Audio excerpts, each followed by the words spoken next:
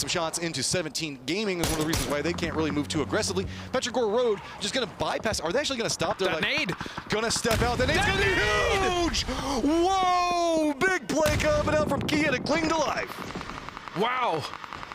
Behind them. But where are they going to go? This is all taken. Yeah, and now we see the push coming out, and whoa, that Oh, Tygon! apart. That was just so well defended coming up from Cerberus. That was absolutely read, absolutely denied. Nothing that could happen there. And making their approach in onto this hilltop that we find Tai Lu. Just jumping right up on top of it, and this is a very weakened Tai Lu. Remember the fact that we just saw them take a ton, but they still got the aim to make it work. Kickstart's gonna go down, but there's gonna be a quick exchange. The rest of LG managed to get some vengeance back onto him, and man, this hillside just feels cursed right now. Yeah. Shooting more long range into kind of what was going on in the LG and DK positions. Silson playing low is gonna feed that information right up into it, and yeah, it's gonna be DraftKings Capitan.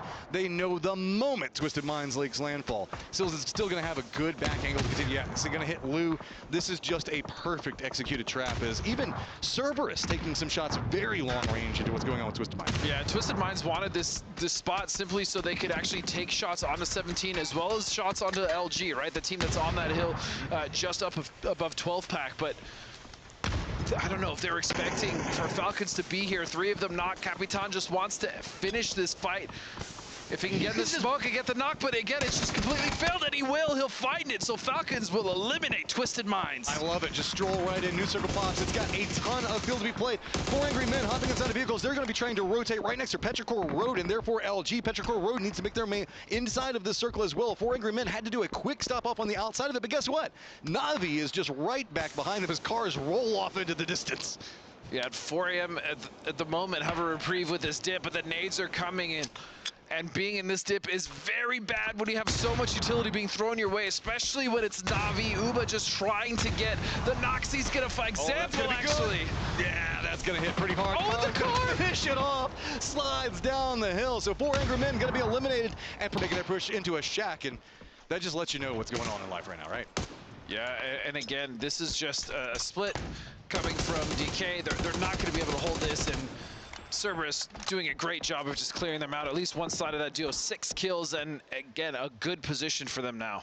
17 Gaming still taking those pot shots into Navi, but with Navi realizing, we've got a couple of friends that are going to be coming up. It's a full-on wall of Petrichor Road that's playing that northern section, but keep in mind, they do have a low ground flank position that they were trying to exploit, now having revealed, but the smoke line is just too strong, and the secondary shots coming out from 17 actually stopped their approach. Yeah, 17 is trying to gatekeep both of these teams right now. Petrichor, though, with the advantage, not having to pour over as much. It's really just Navi, Mel, even though he has the best gun in the game in that P90, it's not really going to help when you have 2 teams shooting at you from distance. Example really wants to try to move up this hillside. Petrichor is going to have to move away from the blue zone. That might open up the opportunity for him to try to get some more up into this. And yeah, he's just venturing on the blue, and you can see that is ticking hard, but he wants to try to get the angle. The rest of the team's going to call him back. The Expendables are going to go ahead and find themselves cars and hay bales, and that's not going to be really enough cover to give them a happy position. And no, Falcons, though, have done a great job. They've come off Pachinki Hill. They've taken control of pretty much the entire circle at this point, and they're putting the pressure on the Cerberus now, who has to back off. I mean, Haisaki's and Duck Mai just kind of clinging down there. They have to retreat away. DK's other shack not going to be inside the safe zone this time. Petrichor Road, Navi, both going to have to move us. You know what? I don't like cover. Cover is stupid, and I just want to see everybody have to stand behind hay bales and fight. That's going to be the circle. That being said, Matt, there is actually, well, as we look at Suju just with a disgusting angle there, there's a lot of different elevations here in this field to where you actually have a decent amount of cover from the north to the south. There's a way to isolate fights and kind of break out sight lines, but it's going to be very good. Really see how this is going to be played out. Capitan's going to have to deal with 17 Gaming that is just after him right now. That does mean that Falcons also had to relent against Cerberus. DK taking some shots into 17 Gaming is one of the reasons why they can't really move too aggressively. Petrichor Road just going to bypass. Are they actually going to stop? They're that nade. Going to step out. That nade's going to be huge! Whoa! Big play coming out from Kia to cling to life. Wow. That could not have been more perfect for D plus Kia. Just hands it right over into them. Problem is, Kia, you still got to move, and with Falcons forcing Cerberus down to the south, guess what? They're just eyeing it in. His Example still trying to find his way into the zone. Oh, and he finds that. Oh, no, it's actually Draft. DraftKings that gets in the support. So Draft will get that knock, still just fighting back as it's just Xiaobei now. left alive as Xiaowu is just knocked right in front of Example, and Xiaobe is in a world of trouble. That UAZ can be destroyed, and it might slide down that hill, and he's going to be up a creek without a paddle, as they say. Yeah, I mean, I feel like he might almost want that because it's the only bit of cover he has. And maybe it's already destroyed. I think it might be. And now we've got Cerberus coming in. They're like, okay, we're not going to fall for the same trick. We're not going to stack up and let one nade take us down. But our U as throwables now starting to come out. DK is going to be retreating from the position, moving back to the rock. No surprise at all. But with the amount of smokes that are going down, it's just providing perfect nade targets, right? And you just drop it right on top. And the fact 10 kills first of all for Cerberus, but I also love the fact that they're just so methodical. This is some of the best play I've seen from Cerberus in a while. The fact that they've had that split, they pulled off that fight from the north with Falcons. They came in this split. They were able to kind of push over towards D plus Kia, get rid of them. Really great decision making. Now they are going to pay for it there. Haisaki is going to get knocked by Uba, but even still, this is a very strong Cerberus. Yeah, I am loving what we see. They realized the fact that Falcons was not something they could contend with. So they retreated away. They let 17 Gaming, they let Na'Vi put in some work on them, weaken that. Took control of the south. Exactly. They stepped over there, made sure that they got control of that area, and it looks like, can they get this res? I don't know. That's going to be greedy if they do. They still have that numbers advantage. But it is going to be, I don't know, it's scary whenever you got an example on Uba taking shots at you while trying to go for res. Yeah, the smokes were down, though, fortunately. Hamas is going to drop one more, and he's going to get this res, and Cerberus is going to be 4 strong here and looking like the best team to win this game right now. I am scared. We've got Uba that's hopping inside of a vehicle. Are they going to use it for cover? Yep, just creep it a bit more forward, so it's going to be right on the edge of the zone. Odd man out is now actually going to be the Falcons. As you can see, it's going to be Silzen laying down, DraftKing on the opposing side. Tycon has been kind of defending up over here. And talking about Tycon just a little while ago, these guys are just beat it in. And look how calm, cool, and collected Silzen is. That man, the amount of international experience and success alone. I mean, he's just chewing his gum. He's like, yeah, this sucks, but we got it. We'll figure it out. This reminds me of something that happened back in 2018. Let me give you the breakdown on what happened. You know, there's some old hands that we're looking at in this last circle, right? Old, but yet still very effective. There's still 2 members. This is a 4-on-2 here. Again, Cerberus have just done an amazing job controlling from the southwest, taking their time, winning all of their gunfights. Again, the desk was talking about it, the ability for them, as well as the expendables in the last game. These APAC teams are really just decimating the other teams in these straight-up 4-on-4s. I mean, if you look at our overall leaderboard, we're seeing some phenomenal gunplay come out. The tactics is getting just cleaner and cleaner. Like, a big part of competitive PUBG is, again, the realization of learning what fights you can actually take and win.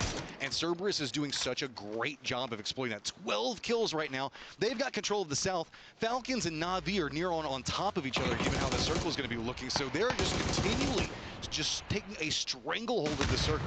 Oh, and that cover's gone.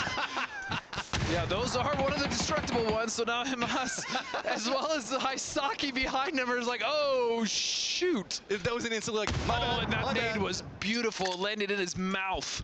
Now we talk about the fact of how good Cerberus is doing right now. Let's keep in mind, this is Uba and Exam. This is not a duo to take lightly. They will, if not you at all. One small mistake, they will ruin your day. As you can see, Hamas learning from that one is going to step away. Tycon desperately trying to find the other members. He knows that there's another team, and Falcons out there as Duckmai taking shots over towards Na'Vi. They still have a little bit of this weird ridge to play against Na'Vi, but Hibas is going to go down. DraftKing has managed to get kind of sneaky over here, you know, creep into this angle. Tycons knows that he's kind of around here. That's why he's playing the opposite side of the vehicle. But the more Na'Vi can just be distracting means that Falcons can kind of move into some really cool flanks. When you are one of the players, though, that isn't prone on your belly, like finding players in these fields can be really frustrating. I definitely wasn't the biggest fan of these field endings, but this one isn't as egregious as some of the other ones we could have seen. Yeah, start dropping off backpacks and creeping around, making hissing sounds is something that could be happening here. But I like this. Instead, let's start bringing out, you know, like the portable shields. Let's drop those so that way we can get more defended line. Make sure the fact that we only have to deal with Na'Vi right now. Yeah, look at this push. He is going to be spotted out by Tycon. Actually, no, it's Uba and a knock coming out from Haisaki. big play to turn that one up. Tycon got himself a good sniper in hands as this game is just creeping closer and closer. We're in phase number 8. We still got one more circle to go, but let's be honest, this circle already belongs to Cerberus, and it feels like the next one probably is going to as well. I was going to say, look at DraftKings, though. He's gotten this really wide flank, and he's going to find Duck by as he's taking shots as well as Isaki. And oddly enough, now with Cerberus having had moved forward to deal with what's going to be going on, Silzen tried to come down from the north. He wanted to go for a pinch, but he's going to go down. Now it is all just DraftKings. They know exactly where he is as well. His back's up against that blue zone right along the edge. Cerberus now has control of the center, and Tycon is just waiting for him to peek. And oh man. What are you going to do? The aggression now coming out. 15 kills. Get ready, it's about to be 16, but I don't know. A P90 can't turn around. Yeah, I would absolutely, especially with these smokes, I would not sleep on the ability of DraftKings here. But never mind, Tycon finds it, and Cerberus with 16 kills will close out the last game of day 1. I don't know how that affects the overall leaderboard, but Cerberus were creeping up in that second place position, and a massive win like that